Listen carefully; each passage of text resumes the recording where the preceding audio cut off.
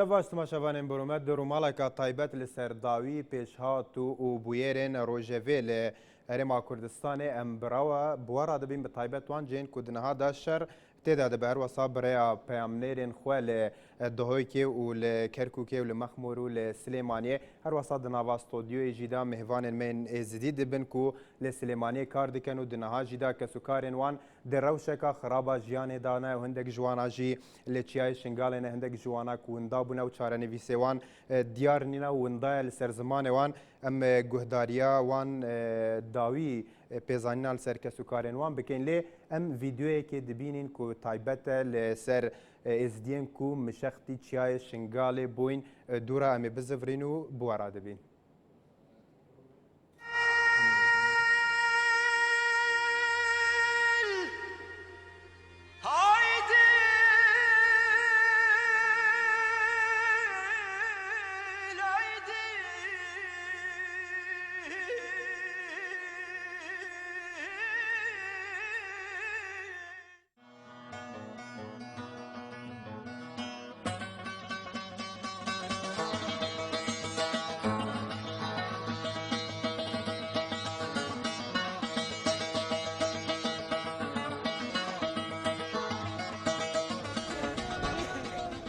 ما شكريا يا ربي زعما شكريا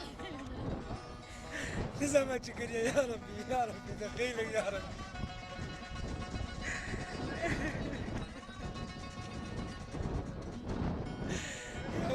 شهر مالي الدنيا ابو المهاتيك الدنيا خراب الدنيا سري مهاتيك يا ربي يا تاوسي ملك دخين وامان يا ربي يا تاوسي ملك دخين وامان معنا من ميرا تجوزا روكي بتاخذ تسمنا كبي تاخذ كذا يا روكي بالمرتاح قاروني يا ربي تخيل وما نشكر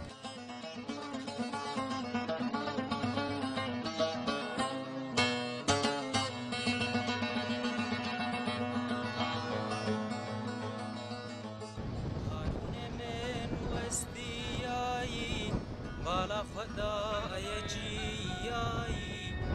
هارون من وستياي بالا خدا يجياي برينه ويقلب كورن بحكيم درمان ماي بحكيم درمان ماي خلاص كل مزير خلاص كل مقيش خلاص الدورة من توقع عندي شفنا بطيفة من المعابد الماساس سكري وزير برن ترى البرن هم برن تشتكي منه اشتري هم برن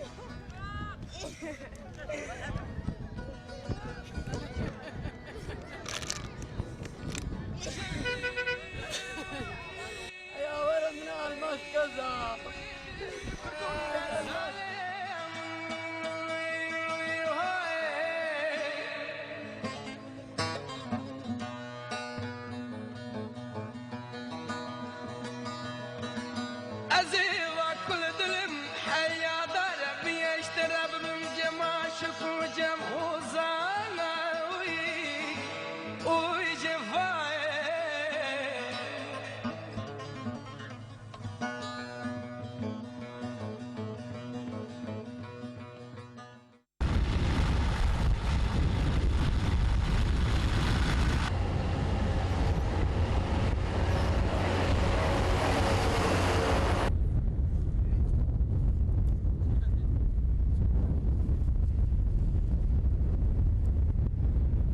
بيري خدشوي وركش كربا كتشكي خو مالنا ارتنا بيرو كرامي وزارو هرنشوي وبلا شكار ماشين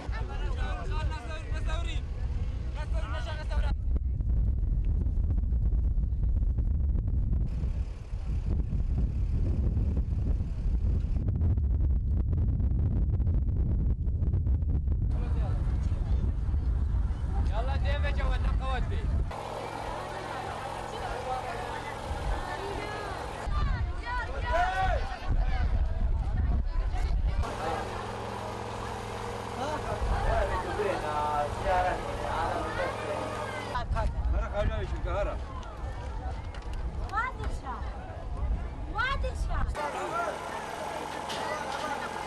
ياسر ورا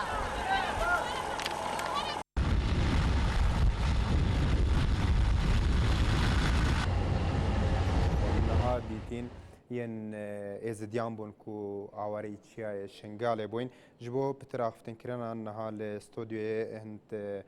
ازديان كل سليماني كاردي كان بمارانا هين جالك بخير بين جبونا باستوديو كاكنو افس جتا دس بي كام اف ديمن المهامدي ديمن بر حزره ديمن بر ببان دور لسر هستو سوز المريفي ديتنا تب بان ديمنان تشي والله ديتنا كبزه ما دلبا والله ام بهدلينا والله ام همش سريتشيا ما نزارت ما والله همش تحنا ومرنا والله همش نيزا ومرنا والله كاس نابجي افا ازدينا اسشم يعني اي ناحيه ام سعدي نينا والله فهنا افا سيروج الديرابونينا والله كاس نقول يا ام سعده بدلك افا الديرابوني بيجا ويش سريتشيا مساعده باكن ولا سريتشيا ولا يدبرتشينا ولا يتينا ولا يتكوجن ولا يتشينا مايا ولا الدراها ويكشكات بن ويجينات بن وميرات كوجن كشتنا ميرات او ديمن كودري بنا قروي بالضبط او جهه ما بيجي بالضبط اول انها جندي البنات محاصره جندي البنات محاصره او ذا خوازيتكن ايش اي دوله ايش اي منظمه انسانيه ايش اي وجوه الخيريه ام دحويتكن بس كسك شيء بس ما وي جندي رزقاري كي ما او جند بس او جند رزقار بي او انها كتش تيدنا بيجي قي امنك ابن دسي داعش كش حمران 11 سال و20 سال و22 سال همي 17 سال 15 سال بيخوانتي حاريتكن كاكنوف كسو كارين و چند دنابا يعني دن هذا دوندان اجبليا من كل والله شيء انها كسو كاري ما اسبيش متى يعني اد مبخوا نها بس ما مت سجد وندانا دجن ويكاتشكا وزاروك حمري وشش ما حفت ما هل دستايا تو نزاني لكو داري والله لحد الان والله ام دوستا بناسا ام كير وناكن بس ام زانب انجي ويجي كدرنينا وما عدا هرتي كسي كاريمه عشان بحسوا يجي كو داعش بربنج بو موصل هاي داري او داعش اما بيجن بري قلت نقول شنغالا شونا شنغال ما قلت نقول برنا تلاحفر بيجن برنا موسل مش موسل بيجن نلفرد نهكس نزاني وندانا يعني وكا يكي تبيجي از وندابكم بس وندات كنش برما از بيم دفتا كاكنو افكك شابير بيم جمتا دن هذا كسكارين تل تشاي شنغالي هنا يعني مثلا توفان ديمانان دبيني دن هذا يعني تشي وكو جنجا كو تلفر كارد كي يدوريا يعني داوي جار تو شنغالي در باز بو تشي دمبو و تشي بيوندياوات ديجلوان خلكيه كل تشاي شنغالي هنا هر کسی که جای شنگالی هبی ایزدی به کسو کاری منچی کسو کاری مال جای شنگالی او دمرن او شتاینا دمرن او منظمه او تعالف او اي دوله او مساعده بوان نيه اي مساعده نيه او بيشمرقه جای شنگالی او خر هاتن بو كردستان او بيشمرقه من جو كردستان دي بيشمرقه بوما لايما جريت بس بيشمرقه بازوا الجای شنگالی نما بس ام چی بکن چیش دستی ما نای چه پیوندیات دگل هي دگلوان کسین کل شنگالی بن بریا تلفن بیان هر ریان ايه هاي چه وای روشان والله روشاوان نخوارن هاي نقاف هاي تشنينا كاس خود دكوجي كاس داعش وان دكوجي كاس جبرتشا دمري كاس چیش دستی وان نیا او کسین خود دکوجن جبو چه خود دکوجن بوچه جبرتشا داعش اگر نکه دست داعش دا چتر خو بکوجه اگر آورتا ببن او آورت هم خوش کودا کن منا او خود کشن ناوید بکم دست داعشی دا او نه دور 3000 دست داعش دا چه بکن نشین دست وان دریخن او امریکا او تعالف اوروبی اي دوله من دم انسانيه او دست وان دریخ ما چه نابخن اوانش دست وان دریخه و گندی کوچو دوراوی محاصر کلینا من دیوان رزگار بکید و من چی دناویش دست وان ما چه ناوید بس وان رزگار بکید وخوارن جبر شادمرن وكسكي جبوان مساعدة نكره هيش كس لكردستاننا مساعدة نية تسريج شيء مساعدة لكيرة بن مساعدة نية اي كاكسد بين جمتا يعني بهمان او يعني دي تنافان دي منان باندور يوان لساتو هر وصا سبارت ب وان كسن كن هاي مثلا زدين مشغ بوين له هاتنا ريما كردستان داك لتشيانا يعني باوي كم دجانا كا قالكي زحمت بر زحمت دا درباز دبن الين بيوندي دار حكومات يعني وكالي كاري چما كاريا چن الي كاري ام بك كاريا چن بهوار و بچه بشي اس شكر تقديري خوش قناتي ار تي رتشينم وبراستي يعني سروي مثلا يعني كسي هاري كاريا ما نقريا حتى كون يعني نازعين هذا منطقة ديربوني منطقة دوك زاخو يعني كسي مساعدة وانا كي حتى دبي عافيش وانا نبرنا يعني منظمة إنسانية نبيش ماركة يعني نبي شركي يعني شو وانا نبرنا والشنغالي يجي قوش نيزاد مرشتعن مرين كجوجين خوش بر شرفي يعني شرف أخواننا عالمي خود كوجين وبنهاب هزار جن وآفرت وكجو همول دستيوان دهانا براستي داوی پەیوەندی ئەتە دیگەلوان ئاوارەین کولیچای شنگالێ بوون کەی بۆ یشبەرک و بەریان بین دناواس و دێمە بزاف دیکردنم وان وەربگرین و پەیوەندینوان لێ پەیوەندی بەردەست نەبوون ینی داوی پەیوەندی ئەتە چ بوون دیگەلوان کەنگی بوون براستي إيرو يعني القلوان آخفتم قلت روشان يعني بعشرة بس يعني جبر ما يعني كنت عم نعزن يعني فاض روجنا من الفر ولا من زان الروجي ما تشاوتشن يعني غير من نمر نام ومديوم خوانتي عارضي والله العظيم بس يعني دستي مهنينا في خاطر تاوسي ملكو کاک نواف شنگال یعنی بەریا چەکدارن داعش بێنێتدا هێزن پێشمەرگە بێگومان لێ بۆن ڕەوش و ساڵ ینی ئەف ji بۆ چی بەرگەرین ینی چما خەلک نەهاتە بۆ هایدارکردنیان چما پێشمەرگە بەکچیا شار نەکرد لەوێ پێشمەرگە ئەوە بەری ببێ داعش بێ ئەوە پێشمەرگە هات ئەوە تەقدیمی کرد ئەوە پشتی بەری داعش بێ داعش قەدمی گوندی گەرزەرێک ئەمت بێژنێ ئەب عەرەبیت بێژنێ مجەمەعەتنانیە کورمانجیت بێژنێ گوندێ گەرزەرێک داعش قدمي طلبي تشيبو سربس بابيري سربس بابيري جو اول جو شغل ما ايش قرزرك نينا ايش برتش جو سر صندوق دنگداني جو صوت ندانمه فباشا تشنغالي تشتكي هكته گوند شنغالي رزگارنكي هاتي شنغالي چه يعني سدم جبوي كيف اگران کو دنگ ندا بو ارا كو دنگ ندا دف سربس بابيري ابو سربس بابيري بنفس اخو شو گوند قرزرك بله او بنفس اخو بشخصيه اخو بقاسم ششورا بله قاسم ششو قعاري بله قاسم ششو قلت سربس بابيري قو باكا اف حلاتيا بسحبه شي شنغال بشتي قاسم ششو ساقوتي وقندي قرزرك كان خورت هابون هاتن بريا هنگي كي تدا هبو بريا كاس تدا نبو بس داعش قدمي بو بله داعش قدمي مع بيزانين هبون كو هاتنا بي اريخ جار بونا نعم عدد بس رشاش نتي تش سلاح دي مواد قانده بي بله او روجا كو داعش هاتي و بيشمرگه نمايلور يعني بيشمرگه شاركر يعني جي بيشمرگه اول ساعات دو نيفي شيف بو بيشمرگه بو الشر السرگوندي قرزرك ومجمعه سيبا شيخ قدر چه ساعات دو نيف بو شر ساعات 4 تمام نبوي بيشمرگه شكر بيشمرگه بس غراد اخو الترامبيلك يعني يك طلقه نتقان يك طلقه نتقان او هات سحبي قبل بسؤال بجواب من هايدار نكر اداره نكر دفاعي نكر ابات وانا تشتكي وصا جوانا قلت كو وضعك وصا هيا وهين خدار باز بكن ولا جوانا تشتك ما تشتك هو امي دفاعي بس وين البشت ما دابن بس مجمعي برمدن عرضوا على البرماشي وبرا هيبنا كفين شنقال وإده همل ما خوش كامل يعني والله السياسات متريش ساتر دورنا ابو مالاوي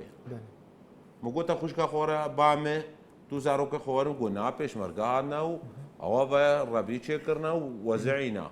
بشتي ايوه كتي سربس بابيري جيش قدمان جيش اني قرزرك تقريبا فوجك اني دو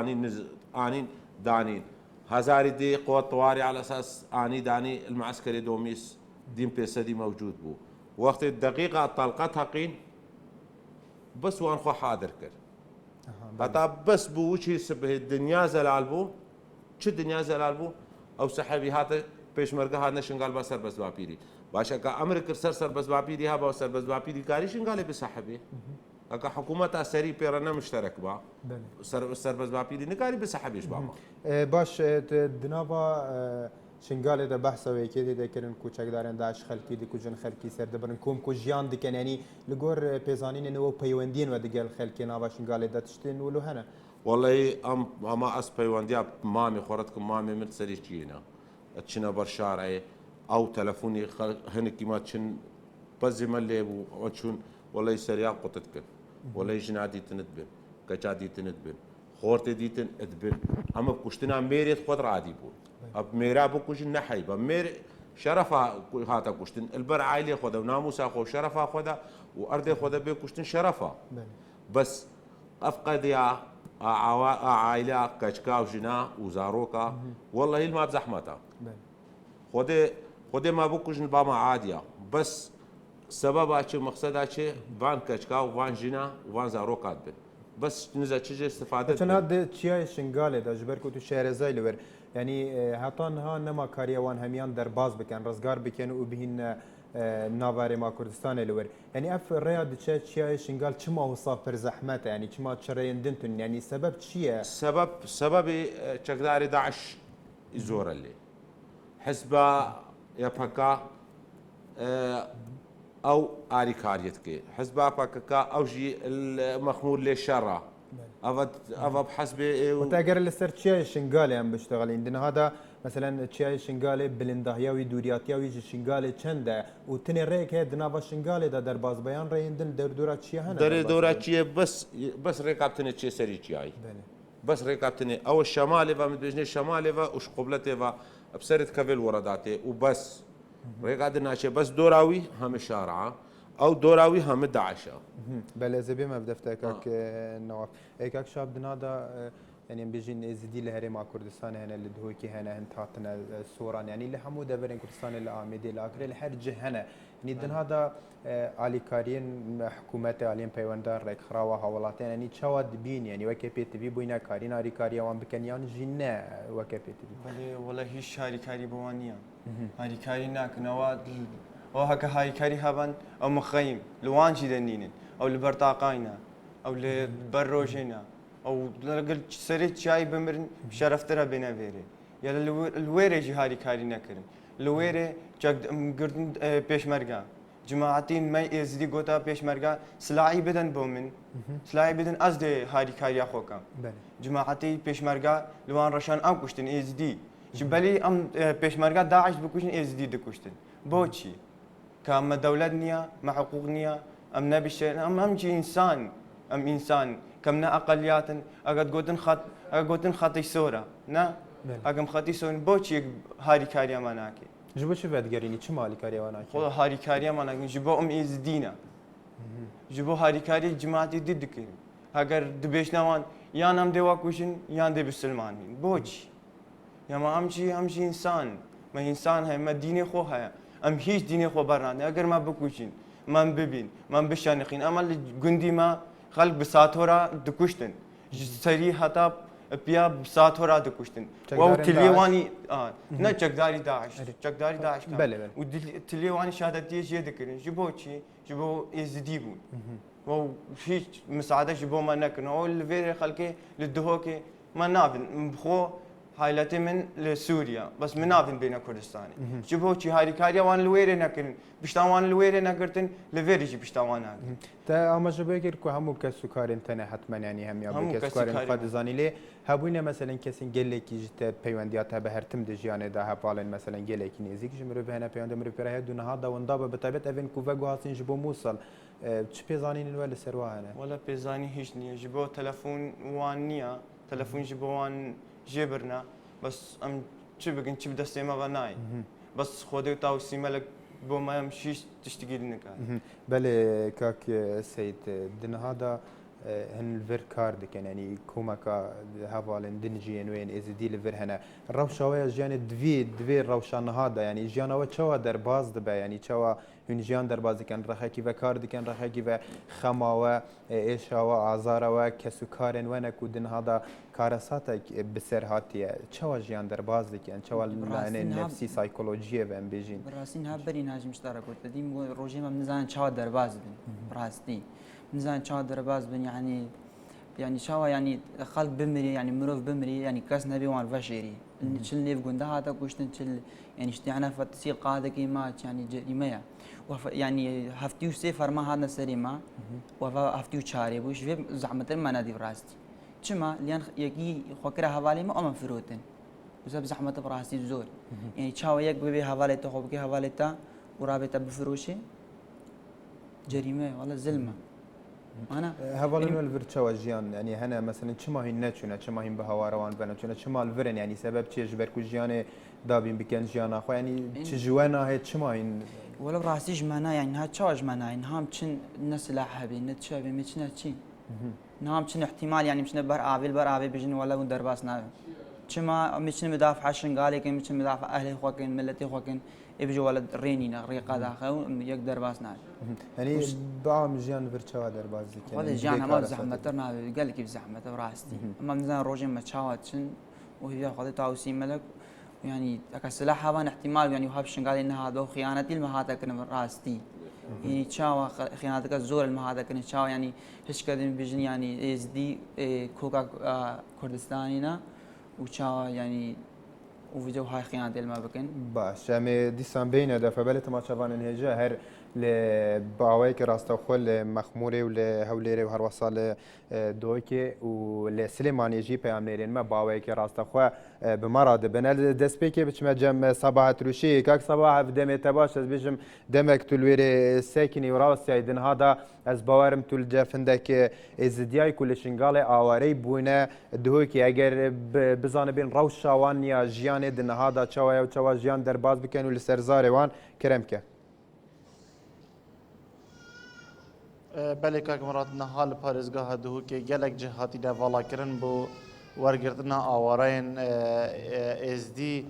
ئەvên کوشتیای شنگالê hatine xarişwana jî nexweşxane yan jî qutabxane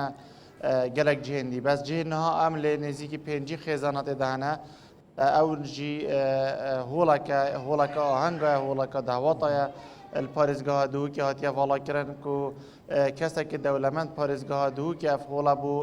pêncî xêzan e heta 105 xêzanan du hol heciz kirîne bo vî xelkî nan û avxwarnewan amade kiriye بۆ هەندێک و vêrê bişên jiyara xwe ya rojanan beneserî me gencek li vêr hevalê me heye bê me piçek behsî xwe bike ku tu çiya şingarê rabeke li gel me davî tu ji çiyayê hatiye xwarê بله امش چیت هاتینا خواره اولویر جیانا ازدیا گلک اب زحمت بو و زاروک و بیرجن گلک جمرن و گلک جتین اوی درت بیجن 10 زارو گید مرین بتریانیش 1000 زارو و پیرید مرین و گلک جدما امد روین یت مال دماین و چکدار داعش پشتی گیشت نوی دره او پیر و کالت مال دشید ماین سری گلک جیفا کرن و گلک جی قد کرن و گلک جیب يعني بحالكي نخوش افكار ساتب شافت خودي دينا بلي اخما ديتين و يحاضر جيت هين ومقالك جاراي ديتنش هوا داعش دست خو ام شافت خوديتيا هوا شرقل داعش كريانا بلي القلق جهام الشر القل داعش يكر والبر شيخ شرفدين يجي قلق جارا ايرش داعشي هاد نسر مو هندك جارا من سارت وان صوت يجي وجارك ما شار چقدارن داعش دست سرجي كرن وهر چار يعني ما بشافي خوش ديتن و بشرني يعني قلقي مختلفن ونش شكل تيرورستانا شي وشولي اوتكن تيرورست جناكن وكاروان درندنا وشولين يعني قلقي خرابتكن ان شاء الله شنش چاي بين اخاري خودي چاي يا پاكا وپاكا والقلب بيش مرقا هاتن هاتانه كي بدره وتقريبا بيان زيكا 35 هاتانه كي 40 كيلومتري بيا امش چاي هاتنا خواري وچين چونه سري چاي خودي وركدنا ناف مدا يعني اش گوندي رقم حردان بتن يعني نزيكا هفتي عائلي وقف كيت برين والسجنا بعدوش يلدف وانن نو هشتا خلقك مو هل سري چاي خودي سري چاي افرو نيفا گيت هاين از بيجم دور يعني 1500 دقيقه هشتا سري چاي ماي كاسو كاري تموينه خودي كسوكاري من قلق نما انا دور ده كاجد ما عندك جي بوينا قرباني دست داعش ده بلي قلق جيل دست داعش ده بوينا قرباني كسوكاري ما عندك جد بوينا قرباني يعني يد نزيكي من سهنا بلي ويد من دي قلق اجي دو زارو كابون يعني هندك سه بله صباح زيفا قرم جام تاقب كاربي خلكي ديجي بينيا جام خوامي بچين مخمور عندك نوچم بلازگين هنا امي ديسان بزفرين لجامتا بله تماشاباني جام ديسان بچين پیاملير ما فرمان محمد لمخمور دي قال مدا ام كاتو باش فرمان دوا زانياري لسر روشي دبري مخمور چيا بپی هندك زانياري روزناماني باس لواكري كالاستادا فروك جنگي كان او دفره توبارانا كان فرمو بەڵێ وەکەوەی کە ئێستا کێمە نزیکین لەو دەڤەرا دەنجی هیچ بردمانێکی فڕۆکە جەنجەکان نابیستین واتە نەک ئێستا بە چەند کاژمێرێکی بەر لە ئێستا ڕاستە دەنجی فڕۆکەکان دەبیسترێت لەسەر ئاسمانی ئەو ناوچەیەدا بەڵام دەنجی بردمانکردنی فڕۆکە جەنجەکان نابیسترێت بۆیە ئێمە ناتوانین بڵێن کە بردمانی فڕۆکە جەنجەکان لە ئێستادا لەو ناوچەیەدا دەکرێت ئەمە لە کاتێکدا تاکە تیمی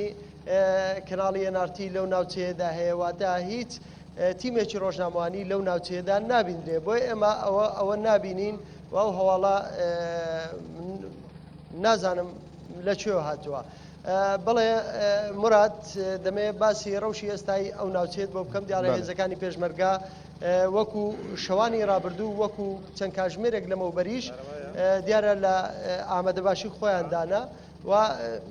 بە دوو کاژمێر بەر لە ئێستا بە شێوەیەک بردمان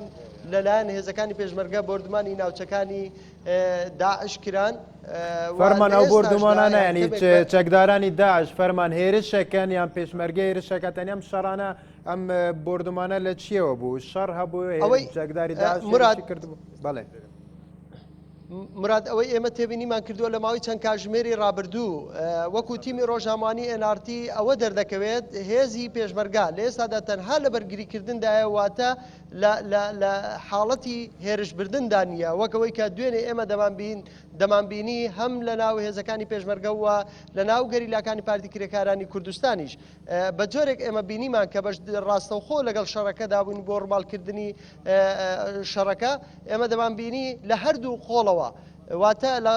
خۆڵی گەریلاکان و لە خۆڵی هێزەکانی پێشمەرگەش بەرەو پێشچوون هەبوو و هێرشکردن هەبوو بەڵام لە ئەمڕۆدا ئێمە ئەوەی کە تێبینیمان کردووە تەنها بەرگریکردنە بۆیە وەکەوەی کە لە چاپێکەوتنەکانی ڕابردوشدا وەک بەشداربووانی شەڕەکەەوە ئێمەش وەکو تیمی NRT کە ڕاستەوخۆ بە درێژایی شەڕەکەی ئەمڕۆکە ئێمە لەو ناوچەیەدا بووینە ئەوەی بینیمانە زیاتر چەکدارانی داعش مەبەستیان بووە بێنە پێش و لە وەڵامدا هێزەکانی پێشمەرگە و گەریلاکانی پارتی کرێکارانی کوردستان توانیویانە تێکیان بشێنن. بەڵێ مراد من میوانێکم لەگەڵایە و بەر لە ناوبڕەکەش ئێمە قسەمان لەگەڵە کرد و دەمیش چەند پرسیارێکی ئاراستە بکەم ئەگەر کاتە بێت من دەچمە لای میوانەکەم کە یەکێکە لە ئەفسەرانی سوپای عراق کە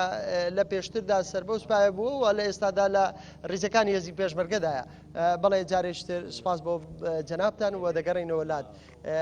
پرسیاری ئەوە دەکەم جەنابتان ئێستا لە ئێستادا چۆنچۆنی لەگەڵ وەزارەتی پێشمەرگە یاخود با بڵێن لەگەڵ ئەو هێز سەربازی کە جەناب لەگەڵ یای چۆنچۆنی بەشداریت. ئێمە وەکو هێزەکان وەکو فەوجیەک لیوای پێن زۆربەی ئازاتمان لە وەزارەتی پێشمەرگە وەرەگرین لە فەرماندەی هەولێر هەماهەنگێکی زۆر باشەیە لە بینی ئێمە و پێشمەرگە و زۆربەی خەپەکان زۆربەی هجوومەکان زۆربەی شتەکانشان بەشانی ئەوانەیکەین. ئایا ئێوە دوابەدە ئەو شکستەی کە سوپای عراق هێنایە وەکو کوردەکان وەکو ئەفسەرانی کورد بەشداربوو لەو سوپایەدا ئێوە لەو ناوچەیە بوون؟ ئێمە لە شوێنەکانی خۆمان ماینەوە لە شوێنەکانی خۆمان لە سنوورەکانی خۆمان ماینەوە سۆڵمانەکە بە شێوەیە وەکو فۆجیەک لیوای پێنج و چەند یەکەیەکی ترمان هەبوو هەن لەم لیوایە شوێنی خۆمان چۆڵ نەکرد و ماینەوە بەرگریشمان کرد و ئەم سنوورەمان ماوەیەکی زۆر پاراست سنووری مەخمۆش خاستەن کاتە دوابەدوای ئەو دابڕانەتان لەگەڵ سوپای عراقدا هیچ پەیوەندیەک هەیە لە نێوانەوە دوابەدوای ئەو شکستەی سوپای عراق مانەوەی خۆتان وەک خۆت دەڵێ وەکو پەیوەندی هەیە بەس وەکو ئازات و ئوموراتی عسکەری و مەسەن خۆتات ئێمە زیاتر عادی وەزارەتی پێشمەرگە لیان لەوان وەرەگرین چکە ئێمە هەمومان کوردین لیواکە ئێمە سەرتاپای کووردە و عێلاقەشمان ماوە پەیوەندێکمان ماوە لەگەڵ سوپای عراق بڵێ بەڵێ کەواتە ئەمە بە شێوەیەکی کاتیەوە لەگەڵ وەزارەتی پێشمەرگە ئێمە نا شێوەی کاتی نییە چکەمە خاکی کوردستان بەرگە لە خاکی کوردستانەکەین ئێمەشکەم بەرگەمان کردە بەرمان لە هەر شوێنێک کورد هەبێ لە هەر شوێنێک خاشی کوردستان تووشی کێشە بێ ئێمە ئامادەین وەکو کورد وەکو سەربازی سوپای عراق کە چەندین ساڵە و سوپاین و ئێمەش ئەمڕۆ نییە شەڕی ئێرهاب و تیرۆریستەکەین ئێمە زیاد لە 2004 2005 لە ناو ئەم جەوایان بەس لێرە مەسەن لێرە دەزانین جەبهەویان دەزانین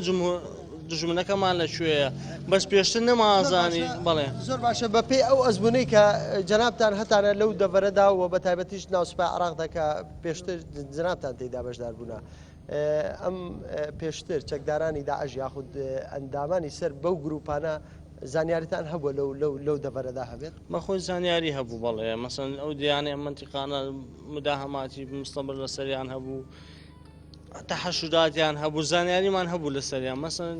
خەڵکەکە هەبوو خەڵکە بوو مەسەن لەگەڵ ئەوان بوون دەمانزانێت زۆربەی زۆرش دەگیر کراوە زۆربەی زۆرش دەستی بەسەراژیراوە بەس ئێرهاب زۆر ئەو وەختە مەسەن لەناو ئێمەیا بوو وەزیستە چۆتە دەرەوەی ئێمە شتەکەی شەڕەکە وەدە شەرێکی جەبهەوینەوە شەڕی ئیرهاب لەناو خۆی بێ سەر پێشتر ئەوان بە TNT بووە بۆ بوتڵی ئۆکسسیجین بووە بە چۆن بووە بەزیستە شەڕەکە زیاتر بووەتە جەبهەوی بڵێ زۆر باشە تۆ لەگەڵمان بمێنەرەوە بەڵێ مراد من دەبێ ئاماژە بە چەند زانیاریش تر بکەم لەبارەی ئەوەی کە گروپە چەکدارەکانی داعش لەو ناوچەیەدا وەک سەرچاوە زانیاریەکان کە لە ئێستادا زانیاری ئەوە دەستکەوتووە ئەوانەی کە لە ئێستادا بەشدارن لەو دەڤەرەدا لەگەڵ گروپە چەکدارەکانی داعشدا بەشێکیان عەرەبە گوندنشینەکانی ئەو ناوچەیەنە دوا بە دوای گەڕانەوەیان هاتنیان بۆ ئەو ناوچەیە دیارە ئەمانیش بەشدار بوونە لەگەڵیان وە یەکێکی تر لەو پێشمەرگانە یاخود با بڵێن کە خەڵکی ئەو ناوچەیە و لە ئێستادا لە سەنگەرەکانی پێشەوەیە ئەو زانیاری لەبارەی ئەوانەوە هەیە و بە تایبەتی وەک خۆی دەڵێ بەڕوونی ئەمانە دەناسرێن بڵێ جەناب دەکرێت پێمان بڵێ وەکو خەڵکی ئەم ناوچەیە و جەنابیش لە ڕیزەکانی پێشمەرگا زانیاریتان هەیە لەبارەی ئەوانەی کە عربەکان دوا بە دوای هاتنی چەکدارانی داعش بەگەریان کرد بەڵێ خەڵکی ناو مەخمور هەتا ئێستا کەس بخۆتان جەنابتان دیتان خەڵکێک وەکو ڕیشسپی و مەلای ناو مەخمور کە ئەمڕۆ ناو مەخمور هاتووە خەڵکی عرب زۆر بەیان بەگەر داعشکەوتون و خەڵکی کەونە باسی ینی ئەوانەی کاتی خۆی ئەمن بوون هەبوو ناو مەخمور ناسراون ئێستا هەتا پلە و پایان بۆ داناون یانی بە عسابی خۆیان وەکو قایم قام و مدیری بنزین خانە ئەوان هەم لە عربەکانی ناو مەخمود و دەوروبەری بە تایبەتیش عشیرەتی جبور ئێوە پێشتر زانیاریتان لە ناوە نەبوون ئایا ئەمانە لە پێشتردا دانیشتووی ناو قەزای مەخمور و دەوروبەری بوون بەعزێکیان ناو مەخمورن بەعزێکیان دەوروبەرن مەسەلە منتیقەی گەیارێ منتیقەی باقرت و ئەو ناوگوندەکانی دەوروبەری مەخمور زۆربەی زۆریان کە کەمی کورتێدایە زیاتر قەراج عەرەبی تیا بوو زۆر باشە جەنابەت وەکو وابزانم جەنابیشت لە ڕزەکانی هێزی پێشمەرگای خۆبەخش من وەکو خۆبەخش شاتیمە من فرانبەرم لە شارەوانی دەبینی وەکو هەتا جلوەکانیشم وەکو پێشمەرگا جلوەکی عەسکەری لەبەر کردووە کە بۆەوەی دیفاع لە خاک و کوردستانەکەی خۆم بکەم لەبەرەوەی ئەوانەی کە باز دەکەن دەرێن داعش بە تۆقین و بە سەربڕین و بە کوشتن خەرچی عێراق و کوردستانی ترساندووە بەڵام ئێمە ئەو شتە ڕەتیان دەدەینەوە من وەکو خۆم دەمەوێت بم بە وەحش لەبەرەوەی ئەوان ئەگە داعش ئێمە دەبینەوە وەحش لەبەرەوەی ئەوان تۆقینی خەڵکی کوردستان و عێراق دەتۆقێنن وەی لێ دەکەن ئێمەش بە پەچیان دەدەینەوە بەوەی کە وەکووان بە وحشیات دەگەران دەکەن کوشتن و بڕیان وەکو ئەوەی وەیە یان وەکو ئاو خواردنەگوۆیە وە کوشتنیشان عەڵاڵە بەڵێ دیارە ئەمەی کە دەبینین ئێستاکە لەو درنگانەی شەودا مراد ئێمە وەکو تیمی NRT بەردەوامین لە گواستنەوەی ڕاستیەکان یاخود با بڵێن گواستنەوەی بارودۆخی ئێستای ناوچەی مەخمور و ئەوەی لە دەوروبەرمە بەشێکیان پێشبەرگەن و بەشێشتریشان لە ڕیزەکانی تری ئاسایشن و بەشێشتریان خۆبەخشن لێرەدا یەکەشتر لەو دەبینین وەکو کەسێکی خۆبەخش لەو ناوچەیەدا لە ئێستادا ئامادەیە جەنابێت ئەبینین چەکیشت پێنیە و ناوسارێ بەس ئەم چوم لەو وەزعی دەبیتەوە کوردر ساپە یعنی ئێستا داعش بەخۆی هەر ورەی نماوە لەوێژ نییە چەند عملی کوران هەیە وانە ئەو شەڕێدایە لە منتیقەی گوێر و لە منتیقەی شەرگات و ئەوانی لە کوران عالم زجی پێدەستا عالم نانی دەدا عالم بە سێنی خواردنی لێدا ئێستا هەرگەڕایتەوە ئەو دەرێم بەڵێ کەواتە تۆ لەم درنگانەی شەو کە لێرە دەبینەی لە بەرەکانی جەنگدا چ پەیامێکت هەیە دەتەوێت چی بڵێ لەو کاتەدا وەڵڵای خۆبەخش بەس عازمان دەنێ پێمان برێن ئەوە سیلامان ناو سارێ ناشتینەوە تا بەیانیان ئەمنەوە سێمی شەوە دەیمێرکۆنا یعنی ئیسراعەتم لێ لە مارێ بەم هەر بیان خۆم بەس فایدەیس ینی لێ ناگەرن یەک مەدەنی داخلی ئەو شەڕی بیتن پێشمەرگە بەخۆی بەسەرکەوتوانەوە کە تا سەری بەڵێ مراد ئێمە بەردەوامی لەگەڵتان و ئەگەر ئێوە شتێکتان هەبێ یاخود پرسیارێکتان هەبێ مێرمە لە مەخمور بەرێ و چەپەرێن شەردا سپاس بۆ بەگواستناتەوە و تەبلیبووناتە بەلێ تەماشاوانێژە ئەمێ چینە جەم پێیان لێرەخوا بێستون خەتر باوای کە ڕاستەخۆ لە هەولێرە دیگەلمەدایە ئەم کاتە و باش بێستون ئێستاک لە کام شوێنی شاری هەولێری و ڕەوشی هەولێر چۆنە لە ئێستا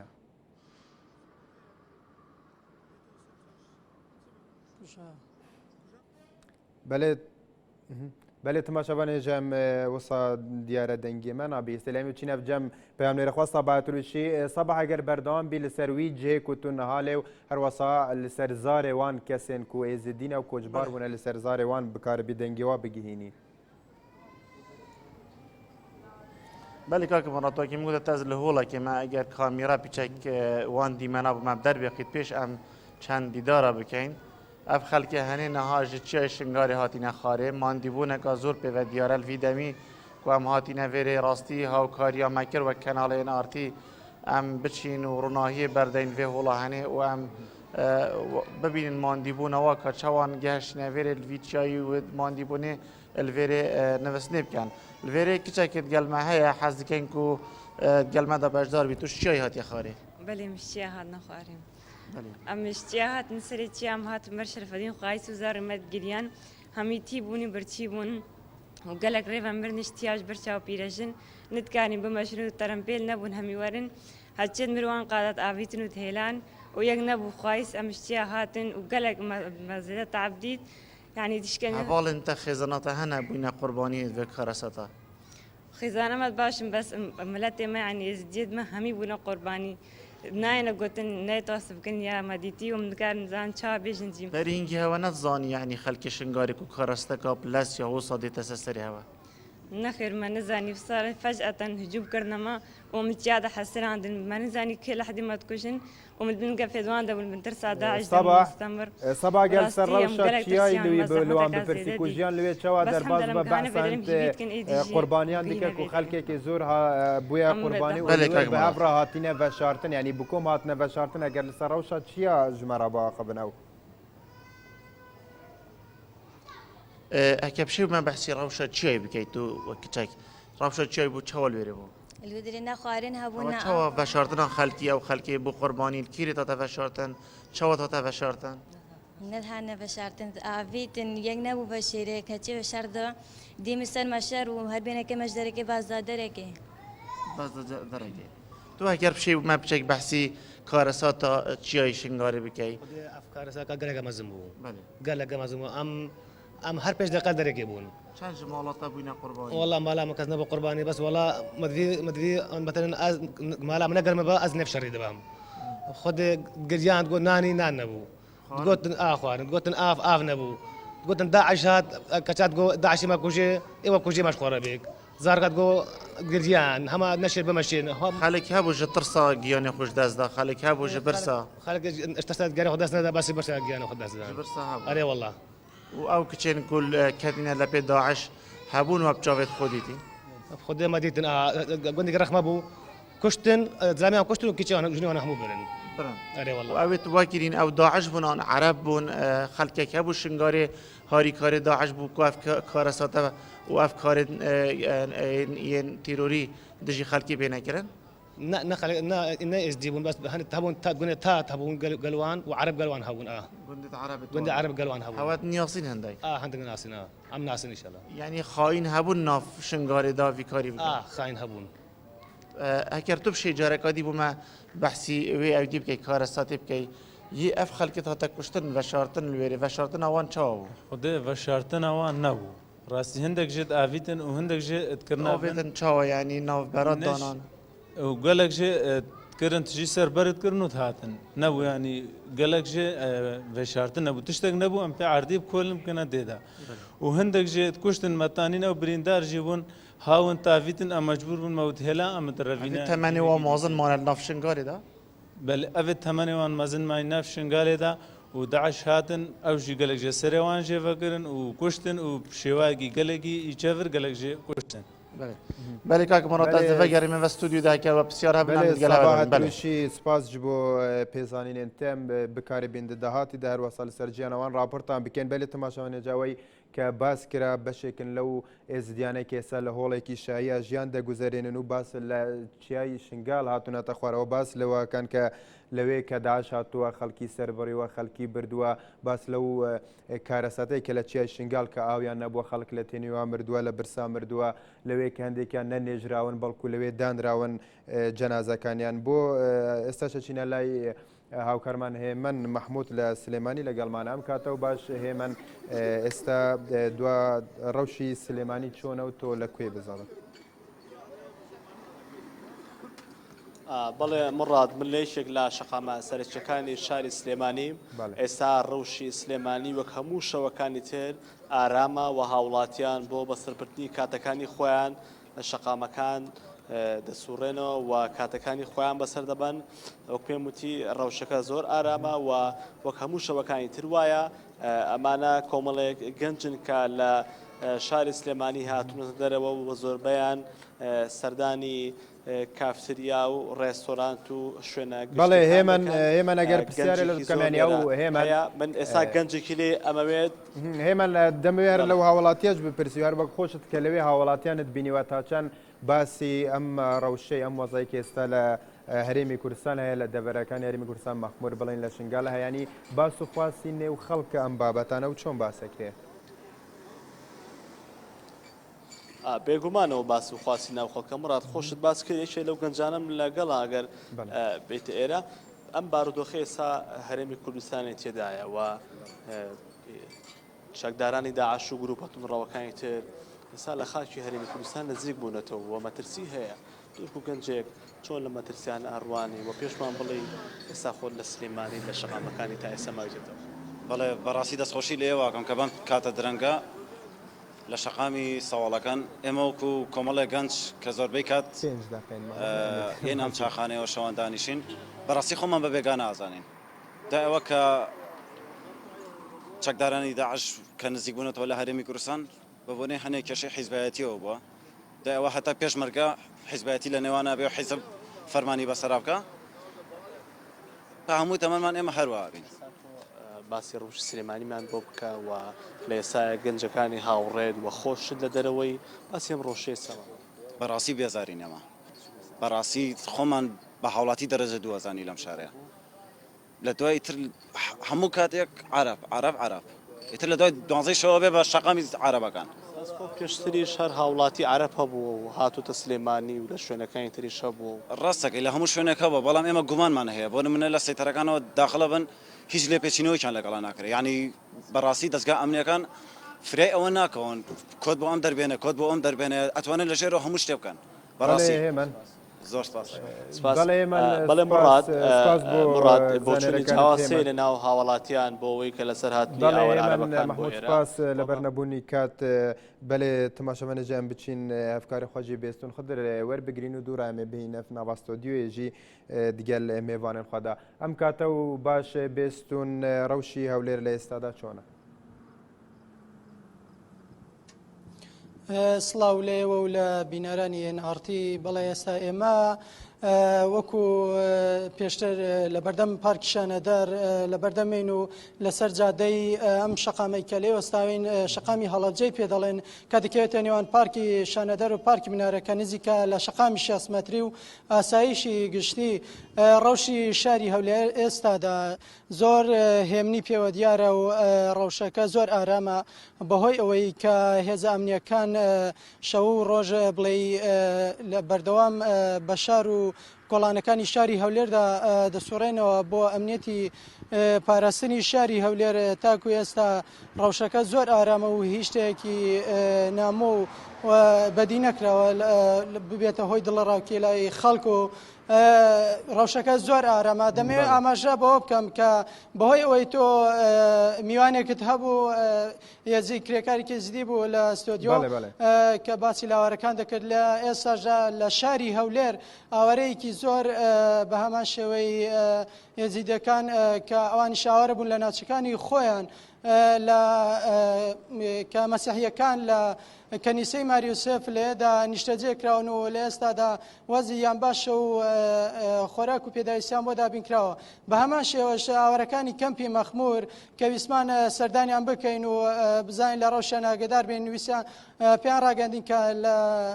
پارکی سامی عەبدوڕەحمان ئەوان لەوێدا نیشتەجێکراون بەڵام ئەوان لەوێ دانیشتێژگران و خەڵک کۆمەک و هاوکاریان بۆ دەبات بەڵام کە سەردانمانکردن پیان ڕاگەاندین کە ئەوان ڕۆشتون و بەشێک لە پیاوەکانیان و گەنجەکانیان گەڕانەتەوە مەخمور تاکو شەڕی پاراستن بۆ شەڕ بکەن بۆ پاراستنی شارەکەیان و کەمپەکەیان مەخمور لەگەڵ هێزی پێشمەرگە و بەڵێ بێستون خۆدەر پاملێرێمە لێبورینێ دەخوازم ji ber nebûna demî spas ji bo peyamlêrên me ku lê hewlêrê û dihokê herwasa li Silêmanê û li Mexmûr jî bi me rabûn belê temaşevanê cemê vegerên stûdyoyê kak nafes lêborînê dixwazim me gelekî wîn hêştin ji ber ku me dixwaz hemî agehiyên hemû ciha hebin dinha da yanî ew hint beşkeka ji wan êzidiyan bûn ku li holeka şahiyan e li dihokê dinîştecê bûn yanî di rewşa wan da yanê bijîn rewşeka ne baş e dinha da gotinên tel ser wan awareyan ku wekê PTV aya alîkariya wan hat têkirin yan jî çi dixwazî ji hikûmet ji aliyên peywendîdar ji rekramên sivîl ji welatiyan والله اش ولاتيان اش حكومات اش اي دوله اوروبيه منظمه انسانيه اش اي تحالف اصداء خوازيتكم ولا اري كاريب ما يزجابك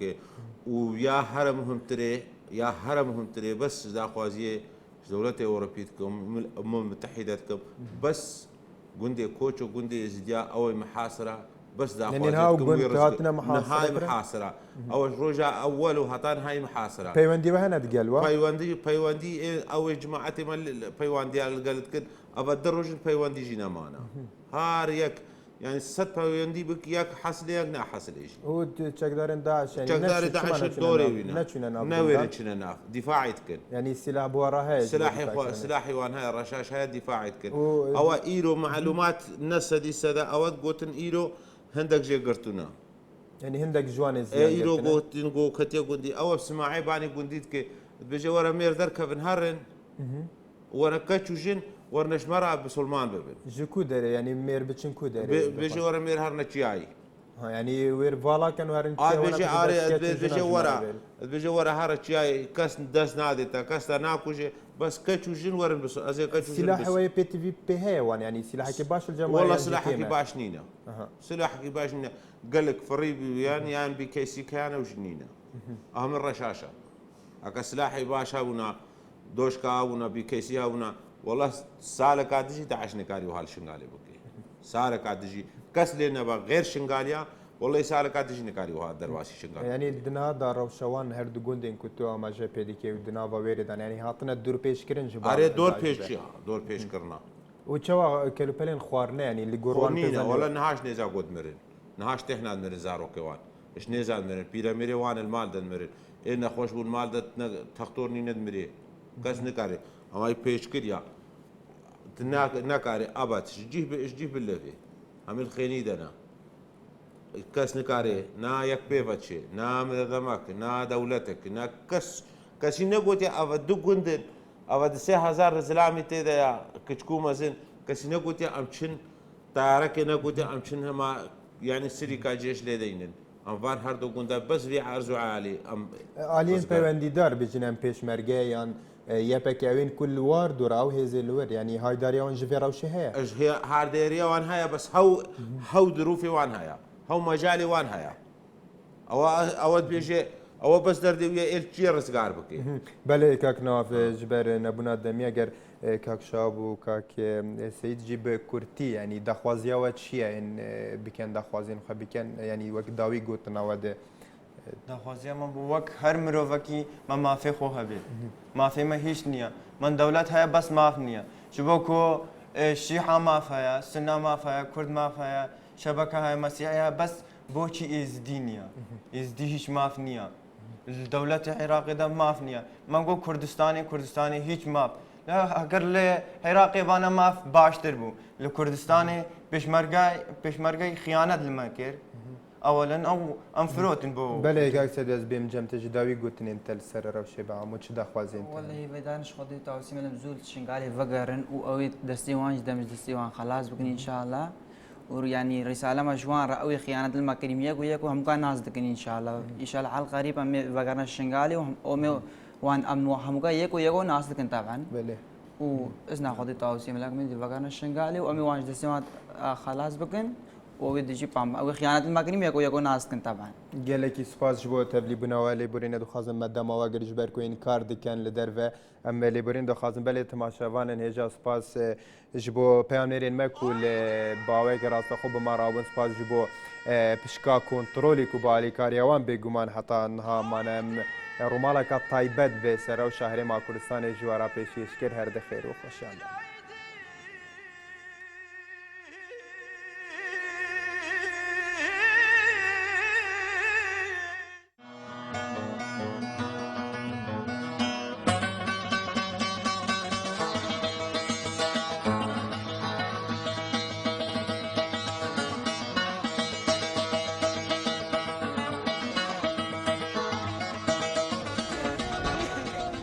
ما شكريا يا ربي زما شكريا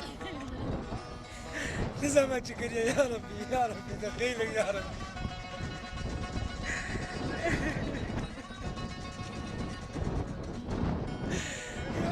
شهر مالي الدنيا ابو المهاتيك الدنيا خراب الدنيا سري مهاتيك يا ربي يا تاوسي ملك دخين وامان يا ربي يا تاوسي ملك دخين وامان مالا من ميرا تجوزا روكي بتاخذ تسمنا كبي تاخذ كده يا روكي بالبرتا قاروني يا ربي دخين وامان ما تشكي